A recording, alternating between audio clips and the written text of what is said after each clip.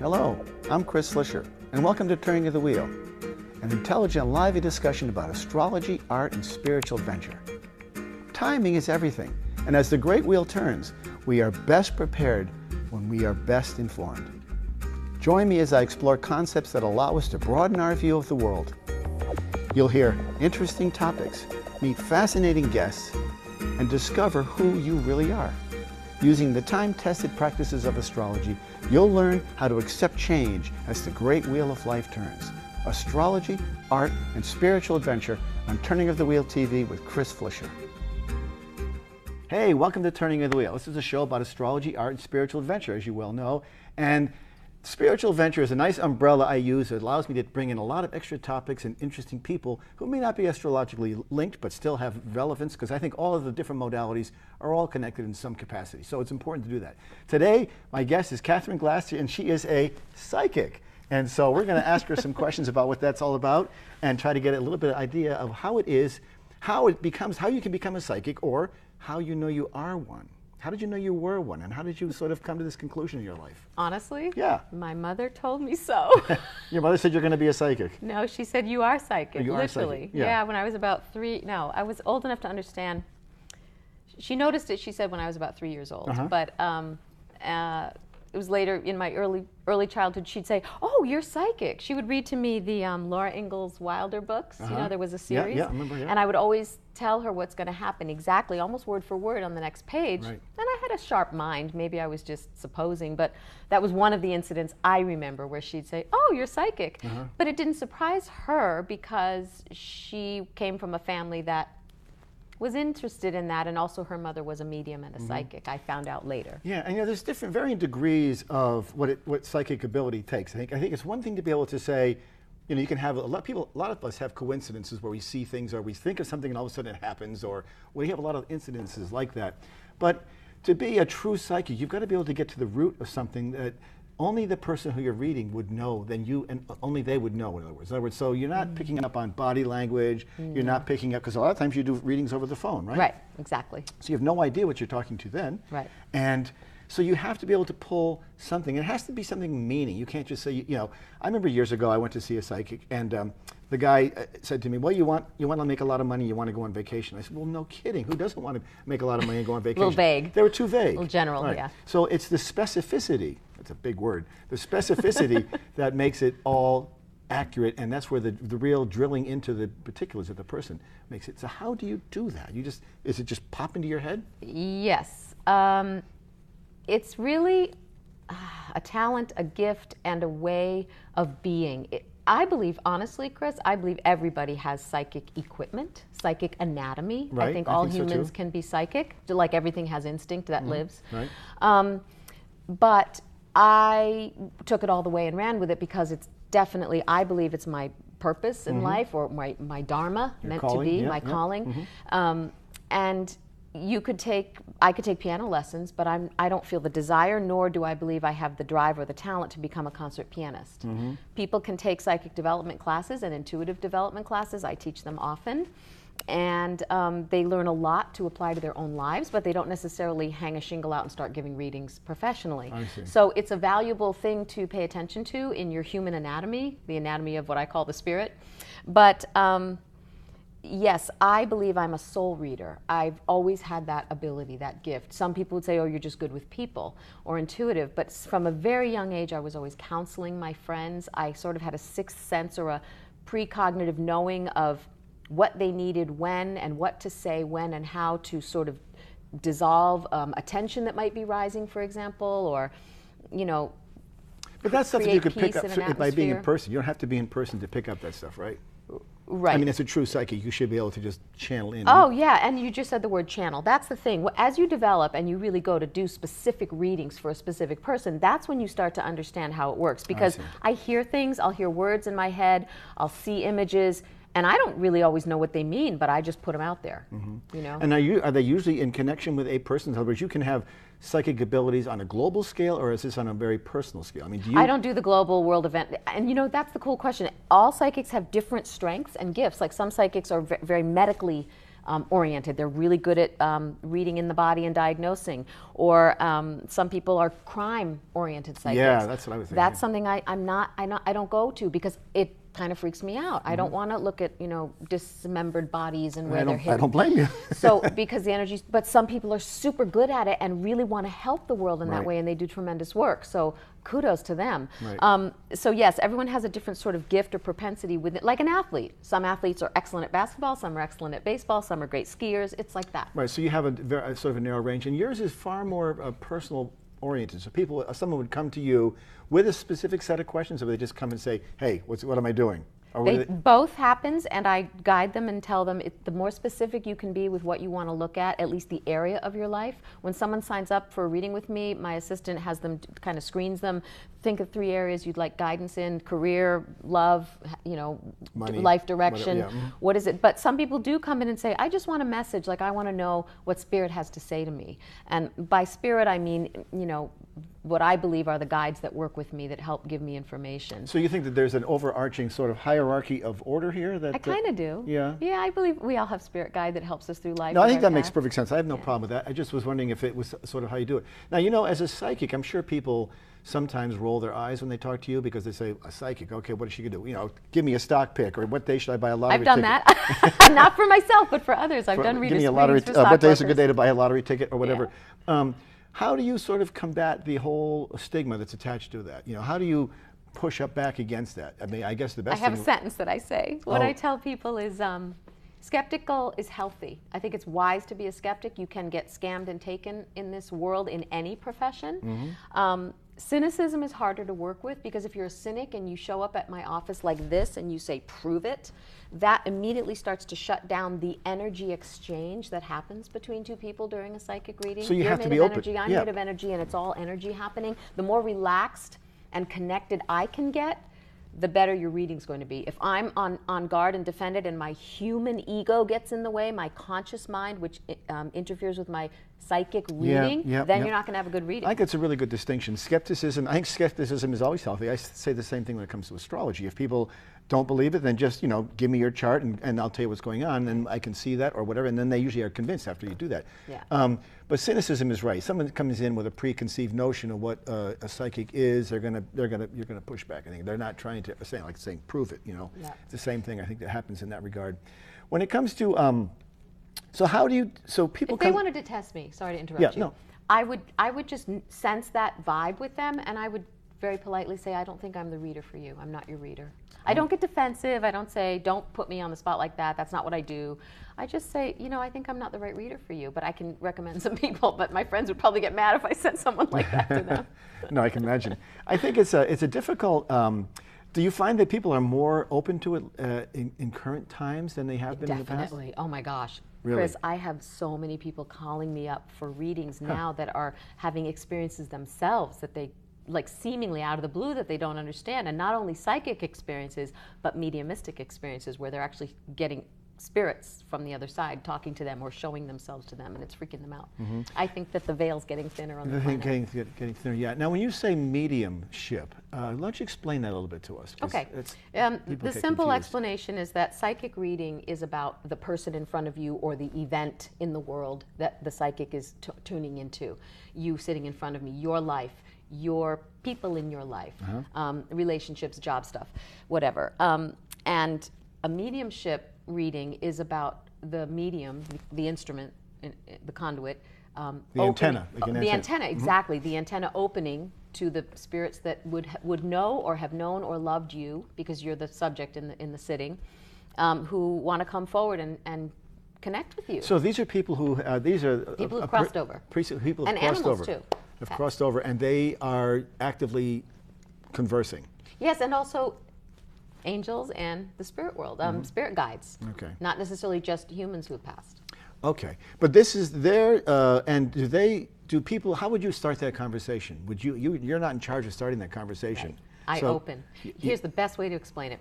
You know when you're sitting in a room somewhere in your house, and in another room there's the radio's on, and there's a song playing, and you can kind of, you know there's a song, but you're not paying attention to what it is, but when you shift your focus and you listen, oh, that's Sting. He's singing Roxanne from The Police or something, and you can hear the words. It's just like that. The stream of consciousness on that level, on that plane, is always happening. It's always around us. They're here all the time. And you just shift the focus and listen and feel, sense, see, know, hear. They're called the clairs: clairaudient, clairsentient, claircognizant, so clairvoyant, seeing. And that's the first training on a mediumship level too. And so you learn how you receive your information, and you just open. And I get words and images. I get a lot of names. That's one way that Spirit makes a link with me, and then the link builds and gets stronger. Huh. So once you get that conversation going, then it comes pretty smoothly. Yes. Now, usually, if you're lucky. And the Spirit too has to be a good communicator. Right. It's a three-way energy exchange. The person you're reading for has to, on some level, it can be a difficult reading if the person is very, like I said, uptight or cynical or frightened. It can obstruct the energy flow. Then the confidence of the medium can go down, and then the conscious mind gets in the way, and the messages from Spirit can get garbled or misinterpreted, and I have to keep going back and reestablishing. But as you become experienced as a medium, less of that ego-based fear stuff goes away, and you just surrender. You're the antenna, the extension cord, and you give whatever you get. So you're like a conduit. You're the receiver. You're bringing all the information in. Yes. Do you find that this can be overwhelming for you at times? It's exhausting sometimes. I would think it would be very exhausting, because I feel like a deflated balloon afterwards sometimes. I imagine. Yeah, you must take a lot out of you. I mean, it does for me, even as an astrologer. When I do a reading, I feel it's a lot of work, and you're in this churn, and you're just pulling information. And I suppose there's similar skill sets in there. I'm just using more of a roadmap, I guess. But you're intuitive, absolutely. Yeah. And it can be draining. You have to take care of yourself and regulate yourself. You can't do this full time. Right. You can't. You burn out. You would burn out. I think that'd be very true. Because I would think spiritual gymnastics. You can't. Right. You have to get spiritual disability. So when you have all that chatter, I mean, that's what I would consider. And do you find yourself, like, supposing you walk into a public place? Mm-hmm. What do you must be hearing things? No. You not just at shut all. it off? I don't hear a sound. I don't even hear anything around you right now because. Well, first of all, I'm fortunate. A lot of my colleagues tell the stories of how I can't go into public. It makes me crazy. I think that's where training comes in. I've been trained for a lot of years, and when I sit down to work, I turn it on, and when I'm done with work, it's done. It doesn't mean I don't have access all the time, but I'm not tuning in there, so I'm not aware of it consciously. So have you used this sort of, this gift that you have, which I think it definitely is, it's a fascinating gift. Do you use this gift in your own personal life to sort of see where you're going? Can you do it on yourself, or is No, not so well, because I'm human and I have emotions and fears, and my ego mind gets in the way, and doubts and insecurities like all humans do. Right. That's why what's so cool to me and beautiful about this work is that when I sit down to work to meet the need of a scheduled appointment with a client, boom, I'm in the zone. And and you just turn it off and on. It marvels me. I'm amazed at, like, how do I do this? Yeah, you know? and you really it don't feels know, so do you? effortless on some level. It's tiring on one level if it's a lot in a day, but it's also, it's just what I do easily. I would think that as a medium, dealing with people who've crossed over, you're entering into a very emotional realm. And so emotional for the sitter. For the sitter. But I also would think that you'd have to be dragged into that too, because there would be messages that would be coming from the other side that would be somewhat, emotional and sort of heavy stuff, right? I mean, you're not going to be talking about, it's just like being a counselor, really, or a therapist. If there was abuse in the family and the spirit's coming forward to apologize for that abuse, and your client is crying because they really needed to hear that and they never did when they were alive, it's very beautiful. It's moving. It's an honor and a privilege to be the facilitator of that. Right, because you're liberating them in some way. You're so on that level, there's a healing going on. Yeah. But I also, maybe because of training, the medium has to learn to not involve their own emotions with the reading, because I'm there in service to spirit, to communicate, and also in service to the sitter. Right. It's a lot about healing grief too. No, I know. That's what I was thinking, because you're entering into such. I mean, most people are not going to come to you to have a pleasant conversation. I would think they want to know an answer. They want to make it. They want to apologize themselves, perhaps to somebody who's gone on. All kinds of exchanges would happen in that regard. But I would think it'd be a fairly emotionally rich area to be in. It is very. Very and much so. kind of you got to be very careful about how you walk through that area, I would think. You do, and that's one of the skills that I naturally have with my nature and personality, I guess. And I've had, like I keep saying, I've had quite a bit of training in lots Now, of when you healing talk, work. let's talk about training. How would you train for something like this? I mean, Well, first of all, life trains us all and Right. prepares us for our dharma. Yeah. All my family is on the other side. I lost my sister when I was 6. I lost my brother. He died young. I was an adult, but he passed at 54. Then I lost my mother 3 months after that. I lost my father a year after that. I've had a lot of loss. All through my life. Friends have passed. My best friend in high school passed at 16. So I've been I'm no stranger to death and loss. And I always joke and say, that's why God made me a medium, you know, because so I could cope and talk to them. But that gives me, number one, compassion right off the bat, an understanding of what loss feels like. empathy. Empathy. You gotta have The big empathy, one yeah. I haven't experienced, and please God, I hope I never do, is the loss of a child. And that's very painful and hard to go through as a medium. And we do it often, and that's part of the Helping reason people it's who- time. I think that would probably be one of the more demanding ones that you have to deal with. Yeah. Because it's such a raw area, and you know there's such unjust areas too. You think about it from the standpoint of Yes. losing a child. I think it's probably the hardest thing to go through for anybody to go Yes, through. but that's part of the sense that a medium helps make for the parents. It you help do to provide bring comfort, yeah. some comfort, explanation, or something, some kind of closure or way to live with it. Right. So do you, and as a So result, training. yeah, and do people when they come to you, they find themselves in a state of awe when they're done, like, oh my God, do you? Sometimes. Yeah. Yes. Because it is about the specificity. You know, that's what I'm saying. It comes down to, you know, there's no way you would know someone's name or what they did for work, especially if they passed, and you've come up with that information. You can tell what that information is. Yes, and every medium is different. Some mediums are really good at, cause of death, or it's all evidential is what you're looking for, but there's a beautiful blending of evidential information that only the person would know about their loved one, and also blending that with the personality, so that they say a good medium, will give you great evidence, but a great medium will bring mom through. And you'll feel mom's here. It's mom. It's not, I have your mother here. Right. It's mom. Okay. There's a difference. Yeah, because you'd have to In the pick up on the energy. nuance. Yes. The energy would have to be far more, I think, Yes. more direct and more recognizable. You have to be more recognizable because someone like that, you only the child would know specifics of their mother or father or Yes. whatever, and so they would have to know, is this accurate? And you'd know that. Yep. And the difficult thing there are different ways of doing mediumship. One is a one-on-one sitting, and one is a private family reading for a group of relatives. One is a small reading for non-related people, so you'll get lots of different spirits from different families, which then gets more complicated because you have to sort who's who. And then there are the big gallery readings where you read anywhere from 50 to 2,500 people in a big venue, and you're doing quick messages for people. It's not an in-depth reading, as in-depth. I would but think that'd be very challenging. it's very challenging, but it's also And exhausting. It is exhausting, but it's also fascinating. I actually love gallery work. It's because the messages are quick and distinct, and then boom, you move on. But the thing for a medium to work on in that is how to sort the spirits, because Yeah, they how do you- crisscross over. And sometimes one message that's coming through that makes sense to one person makes sense to 3 other people. You have to refine it until it's clear who's communicating.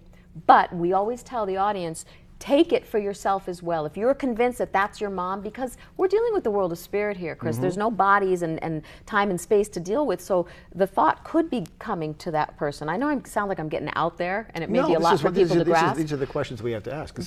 Yeah. So, I mean, when you think about when you talk about crossing over, somebody passing over into the other side, that implies, does that open up the whole realm of history to you? Of the person's life? Or anybody who's out there? I mean, does it open? Could you be talking to Abraham Lincoln? I mean, Oh, I think not so much. I mean, I think there are channels who can do that. For example, the Hollywood Medium, there's a television show, The Hollywood Medium. He's wonderful, a young guy. I think his name's Tyler or Taylor.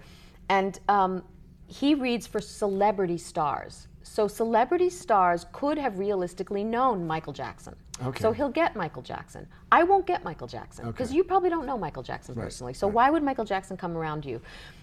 In general, you're going to get spirits that know your loved one, that make sense to your loved one.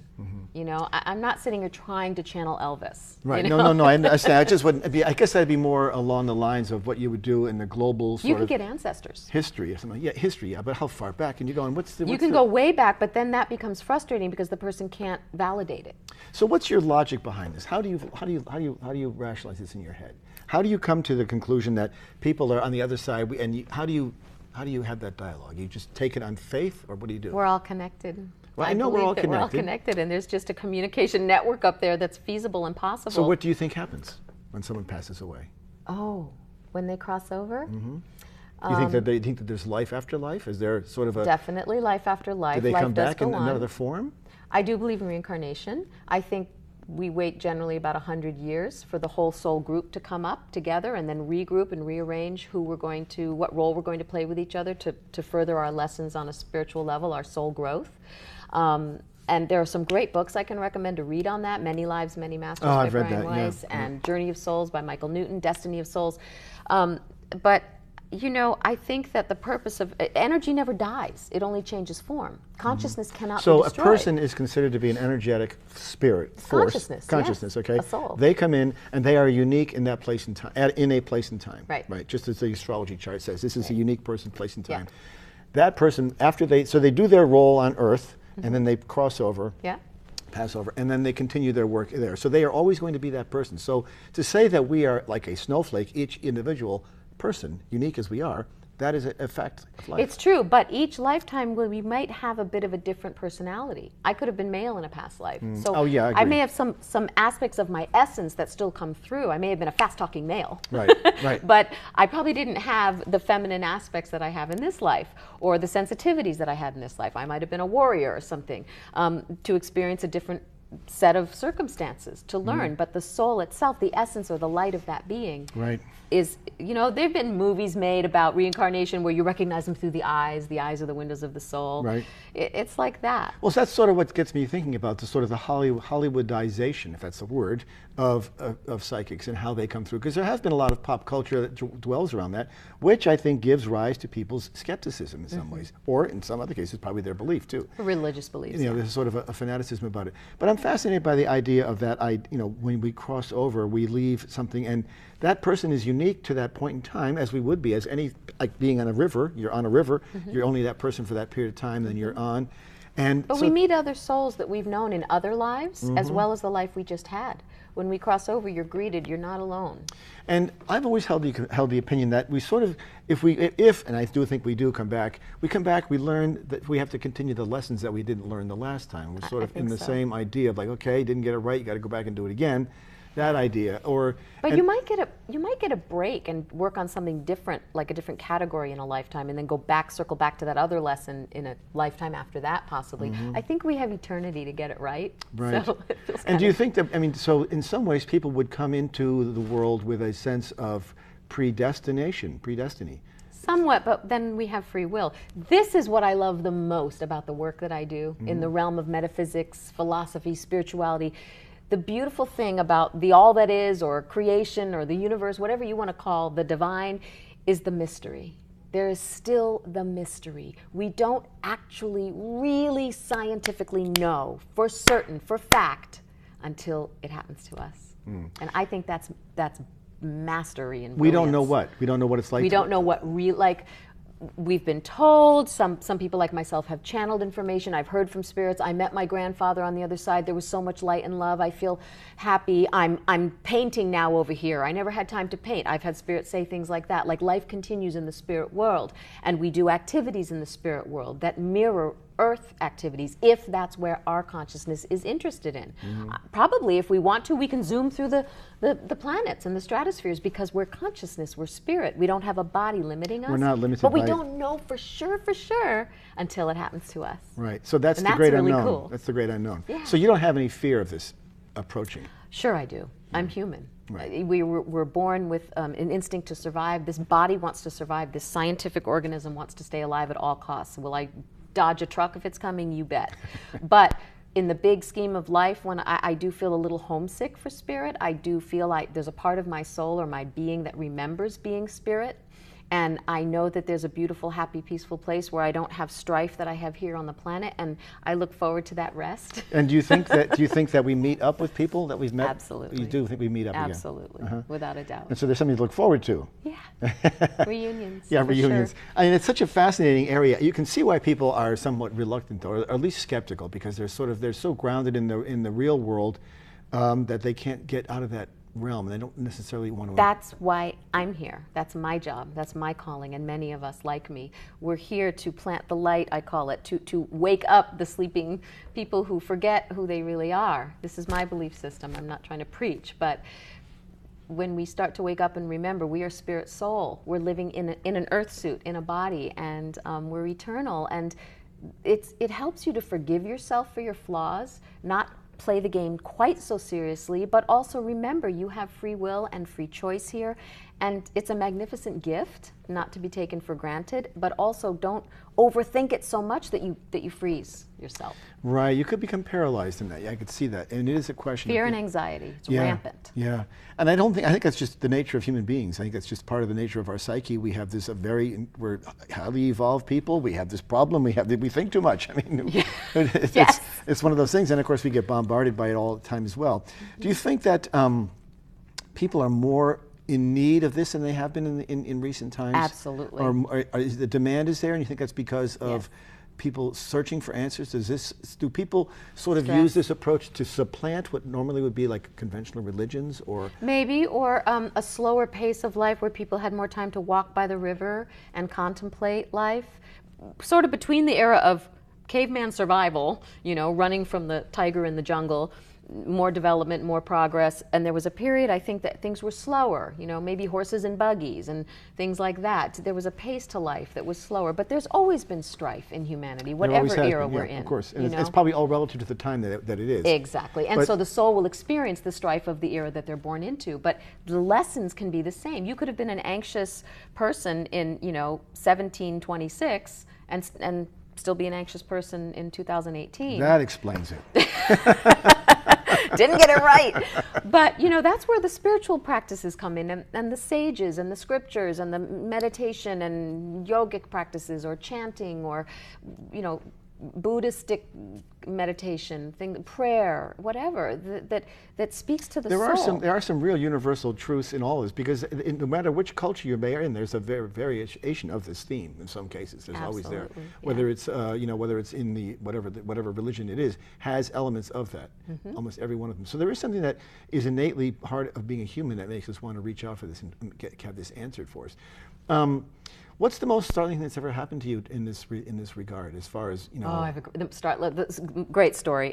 It's just so personal, but it was amazing. I've had a lot of validation. People come back to me and say, "Oh my God, you were right," blah blah blah. But for me personally, as a medium, I still get my mind blown when spirit contacts me directly. I was a very brief story.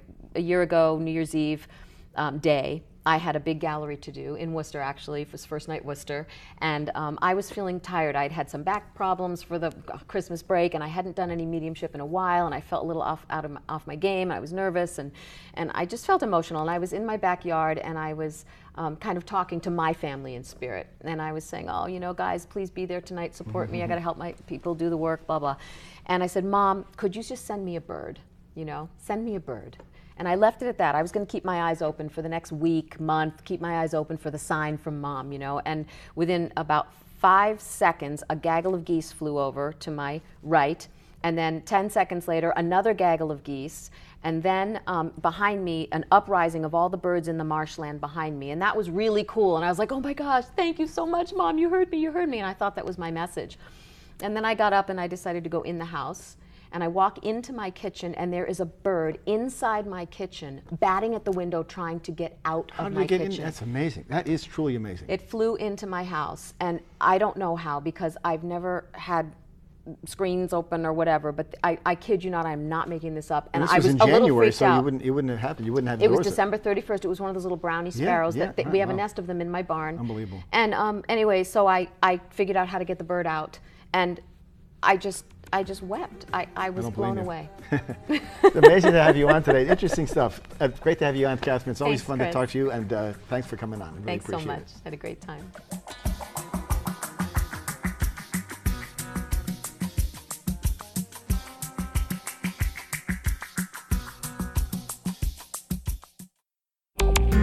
You've been listening to Turning of the Wheel with your host, Chris Flisher. To schedule a reading with me or to order artwork, you may visit my website at www.turningofthewheel.com. That's www.turningofthewheel.com, or you can call me at 978-393-1036. Thank you. And as always, be open to possibilities.